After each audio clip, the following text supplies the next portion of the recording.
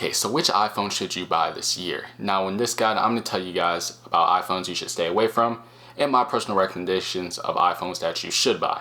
So anyway, let's get into the video. So first up, obviously on my list to stay away from is the XR, the A, and the X. Now the A and the X are obviously aesthetically pleasing phones, but these phones will not run iOS 17. So basically you're stuck on iOS 16, and if you're looking to future-proof the phone that you're buying for your special one, I would not buy these phones. Now I wouldn't buy the XR or anything along with the 11 too, because these phones are about underperforming at this time in 2023.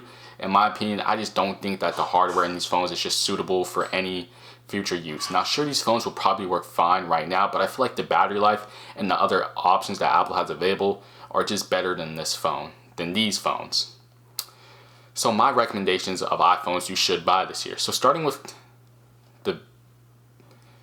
the base model in my recommendation, because most of the stuff I cap out when I recommend is at 1K, I'm going with the 15 Pro.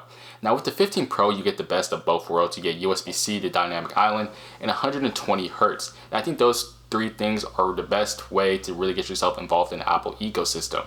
Now that does start at $1,000, but if we go a little bit cheaper to the iPhone 15, which is my next recommendation, which is the base model with USB-C and dynamic island, you're still getting the nice redesign, and it is a 60 Hertz display.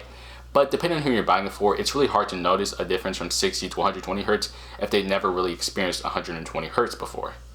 So that phone's pretty priced high too. So if we're going a step lower, we have the iPhone 14. Now don't get me wrong, the iPhone 14, obviously the generation before the 15, it has the lightning cable, but it is a beautiful phone and it's aesthetically pleasing. Now sure, you're not getting the dynamic island, but the phone is still amazing, 60 Hertz, and will still be future-proof and supported. Now if we go even cheaper, we have the iPhone SE, which I'm pretty sure it's on its third design now, and this one is basically an iPhone 8 but with a better processing chip in it and better cameras. Now personally, I was a huge fan of the iPhone 8, and if you think who you're buying this phone for is a huge fan of the home button, then I would get this phone for them. Now all the phones that I've listed in this buying guide, they will be listed down below, and if they're not, then you guys can hate on me in the comments. And all of these phones that I did list are all future-proof phones. They will be supported up to the next 3 to 4 years.